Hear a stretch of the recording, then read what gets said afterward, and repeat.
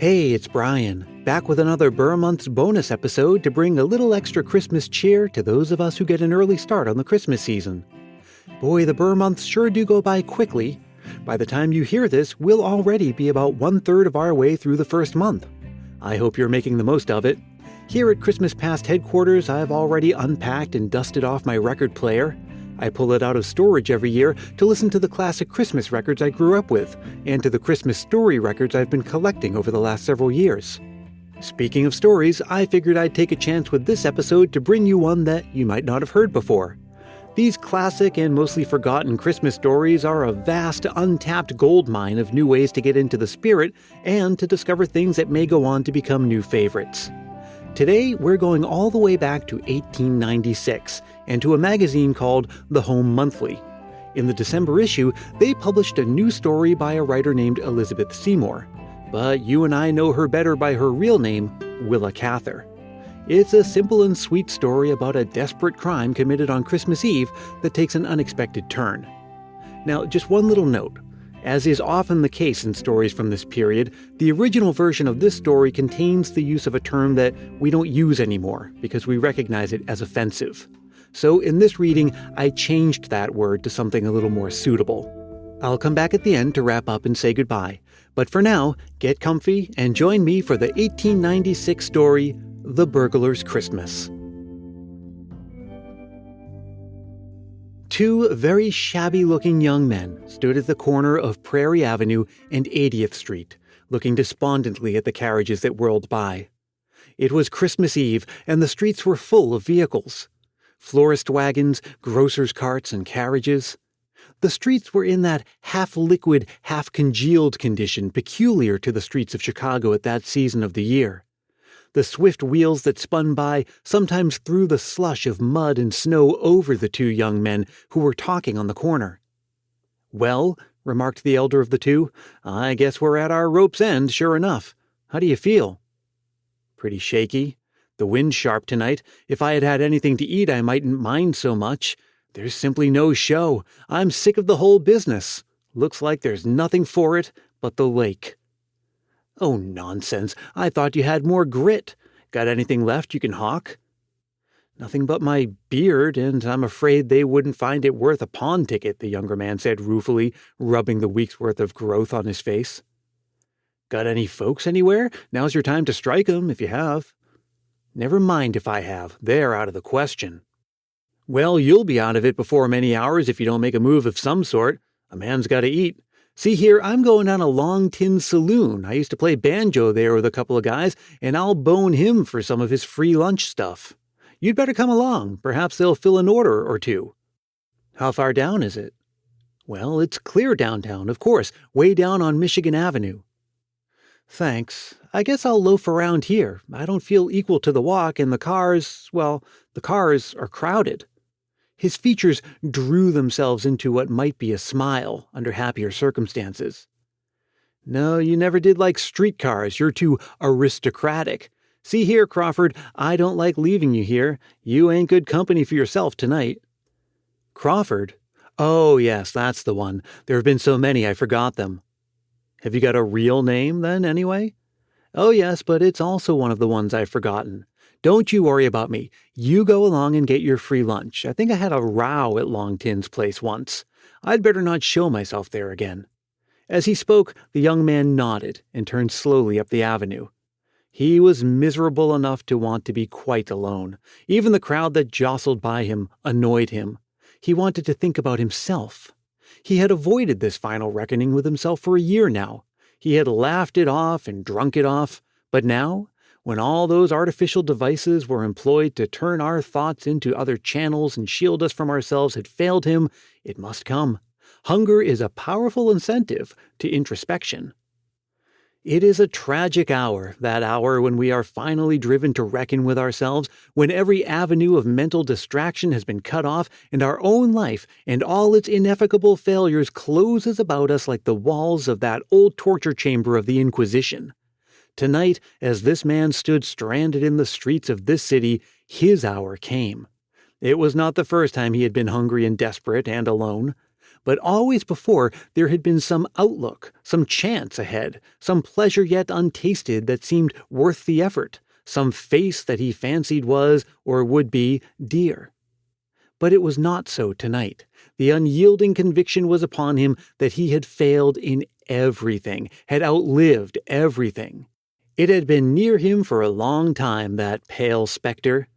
He had caught its shadow at the bottom of his glass many a time, at the head of his bed when he was sleepless at night, in the twilight shadows when some great sunset broke upon him.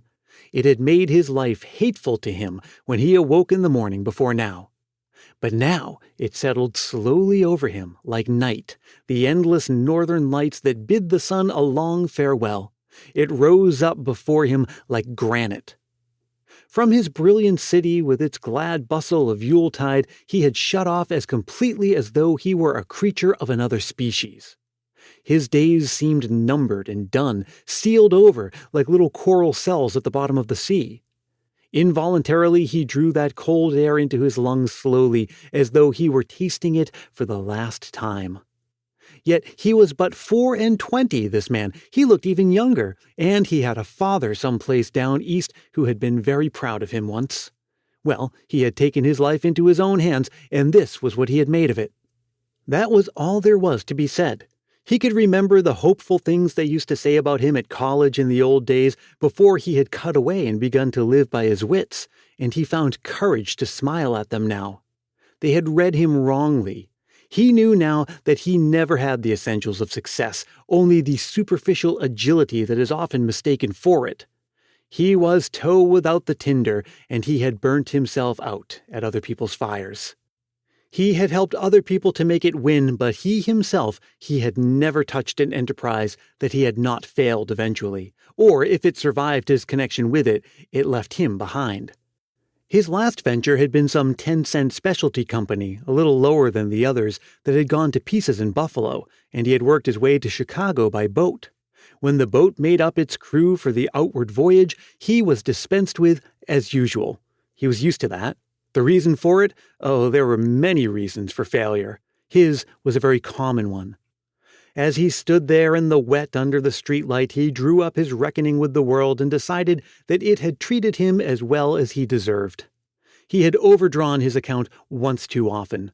There had been a day when he thought otherwise, when he had said that he was justly handled, that his failure was merely the lack of proper adjustment between himself and other men, that some day he would be recognized and it would all come right.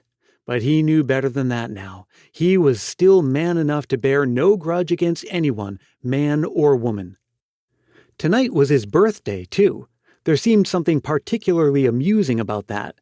He turned up a limp little coat collar to try to keep a little bit of the wet chill from his throat, and instinctively began to remember all the birthday parties he used to have.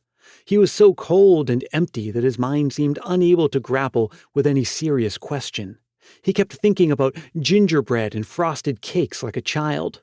He could remember the splendid birthday parties his mother used to give him, when all the other little boys in the block came in their Sunday clothes and creaking shoes, with their ears still red from their mother's towel, and the pink and white birthday cake with the stuffed olives and all the dishes of which he had been particularly fond, and how he would eat and then go to bed and dream of Santa Claus. And in the morning he would awaken and eat again, until by night the family doctor arrived with his castor oil, and poor William used to dolefully say that it was altogether too much to have your birthday and Christmas all at once. He could remember, too, the royal birthday suppers he had given at college, and the stag dinners, and the toasts, and the music, and the good fellows who had wished him happiness and really meant it when they said it. And since then there were other birthday suppers that could not be remembered so clearly. The memory of them was heavy and flat, like cigarette smoke that had been shut in a room all night, like champagne that had been a day opened, a song that had been sung too often, an acute sensation that has been overstrained.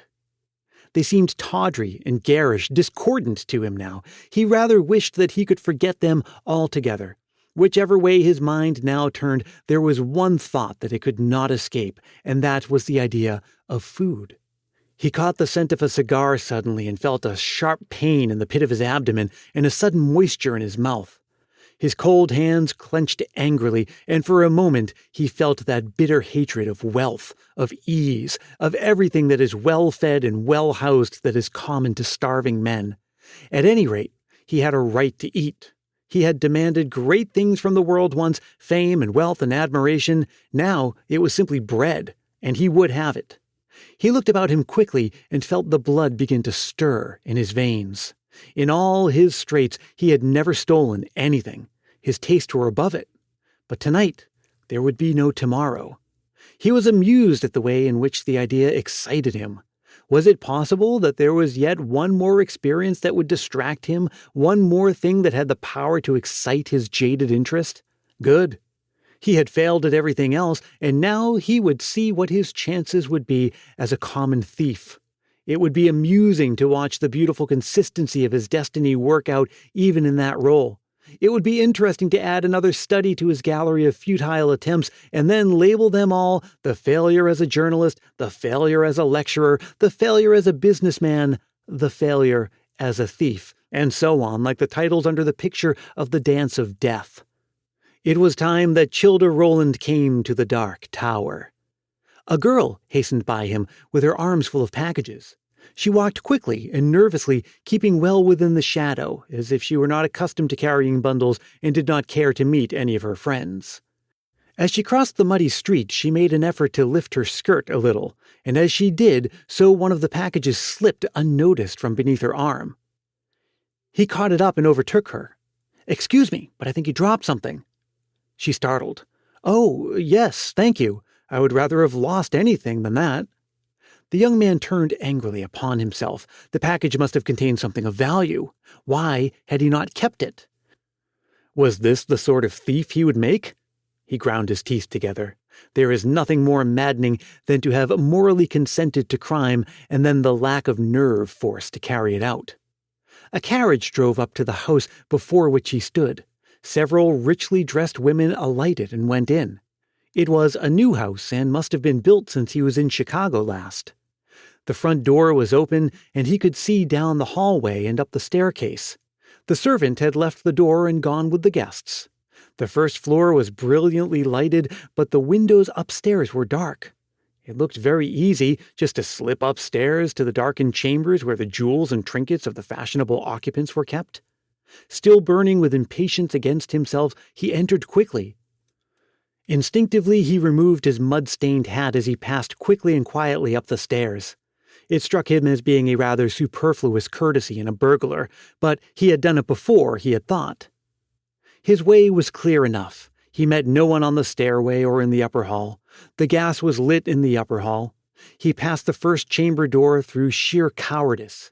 The second he entered quickly, thinking of something else lest his courage should fail him, and closed the door behind him. The light from the hall shone into the room through the transom. The apartment was furnished richly enough to justify his expectations. He went at once to the dressing case. A number of rings and small trinkets lay in a silver tray. These he put hastily into his pocket. He opened the upper drawer and found, as he expected, several leather cases. In the first he opened was a lady's watch, in the second a pair of old-fashioned bracelets. He seemed to dimly remember having seen bracelets like them before, somewhere. The third case was heavier. The spring was much worn, and it opened easily. It held a cup of some kind. He held it up to the light, and then his strained nerves gave way, and he uttered a sharp exclamation. It was the silver mug he used to drink from when he was a little boy. The door opened, and a woman stood in the doorway facing him. She was a tall woman with white hair in an evening dress. The light from the hall streamed in upon him, but she was not afraid. She stood looking at him a moment, and then she threw out her hand and went quickly toward him. "Willie! Willie! Is it you?" He struggled to loose her arms from him, to keep her lips from his cheek. "Mother, you must not. You do not understand. Oh, my God, this is worst of all." Hunger, weakness, cold, shame all came back to him and shook his self-control completely. Physically, he was too weak to stand a shock like this. Why could it not have been an ordinary discovery, arrest, the station house, and all the rest of it, anything but this? A hard, dry sob broke from him. Again, he strove to disengage himself. "Who is it says I shall not kiss my son? Oh, my boy, we have waited so long for this. You have been so long in coming, even I almost gave up." Her lips upon his cheek burnt him like fire. He put his hand to his throat and spoke thickly and incoherently. "You do not understand. I did not know that you were here. I came here to rob. It is the first time, I swear it, but I am a common thief. My pockets are full of your jewels. Can't you hear me? I am a common thief." "Hush, my boy. Those are ugly words. How could you rob your own house? How could you take what is your own? They're all yours, my son, as wholly yours as my great love, and you can't doubt that, will you?" That soft voice, the warmth and fragrance of her person stole through his chill, empty veins like a gentle stimulant. He felt as though all his strength were leaving him and even his consciousness. He held fast to her and bowed his head on her strong shoulder and groaned aloud. "Oh, mother, life is hard, hard." She said nothing, but held him closer, and oh, the strength of those white arms that held him! Oh, the assurance of safety in that warm bosom that rose and fell under his cheek! For a moment they stood so silently. Then they heard a heavy step upon the stair. She led him to a chair and went out and closed the door. At the top of the staircase she met a tall, broad-shouldered man with iron-gray hair and a face alert and stern. Her eyes were shining and her cheeks were on fire. Her whole face was one expression of intense determination. "James, it is William in here. Come home. You must keep him at any cost. If he goes this time, I go with him. Oh, James, be easy on him. He has suffered so." She broke from a command to an entreaty and laid her hand on his shoulder. He looked questioningly at her a moment and then went in the room and quietly shut the door.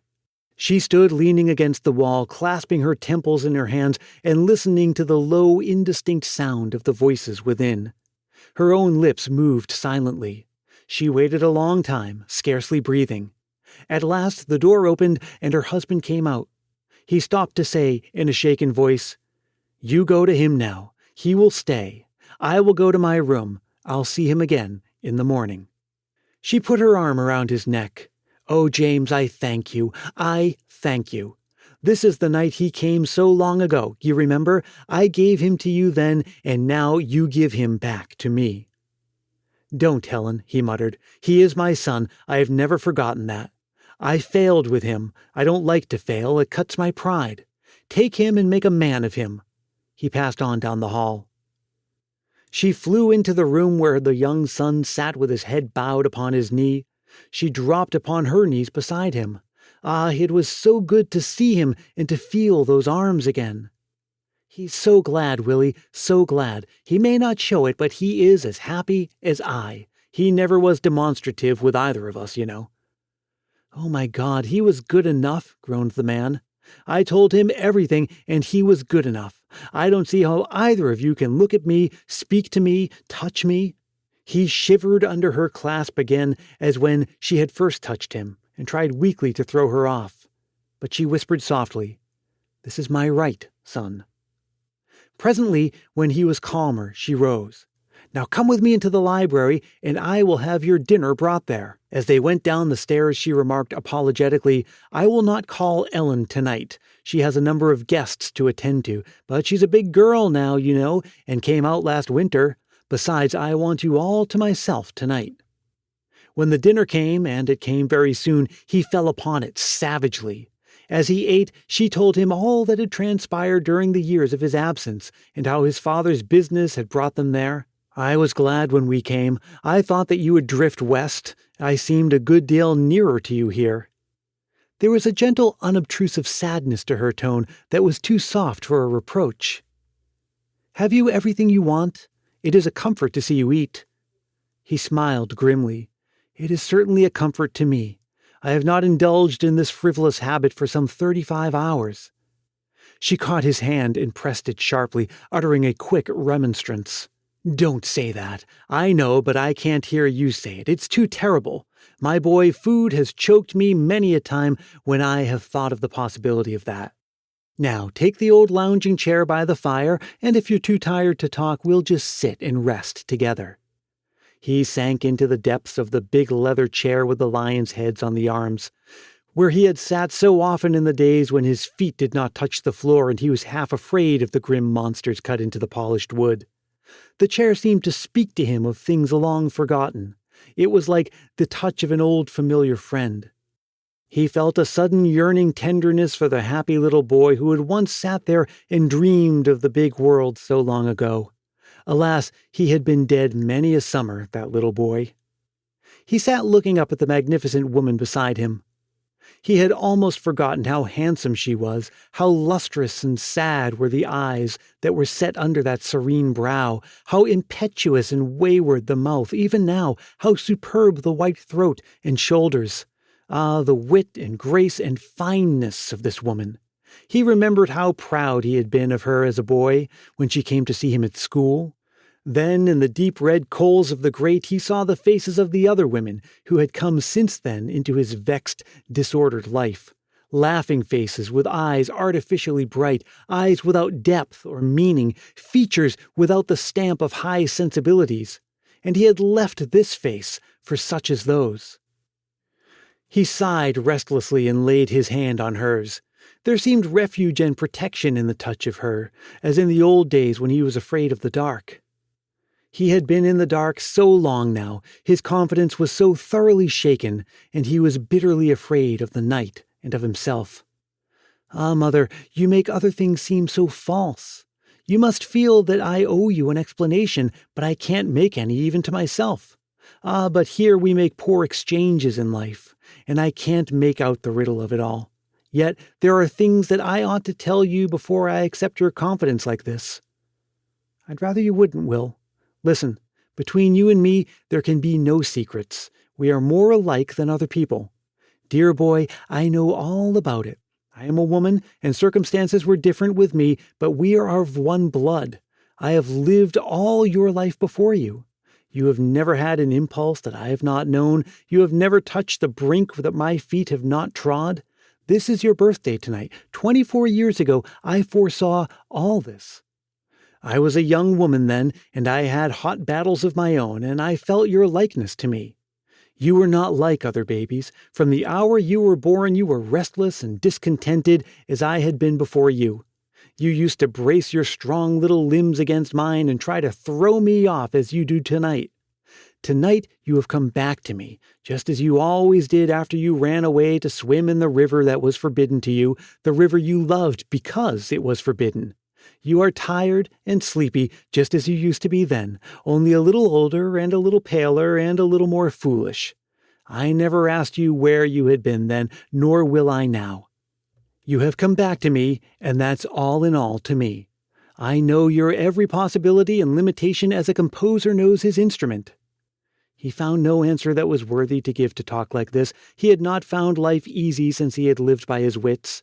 He had come to know poverty in close quarters. He had come to know what it was to be gay with an empty pocket, to wear violets in his buttonhole when he had not breakfasted, and all the hateful shams of the poverty of idleness.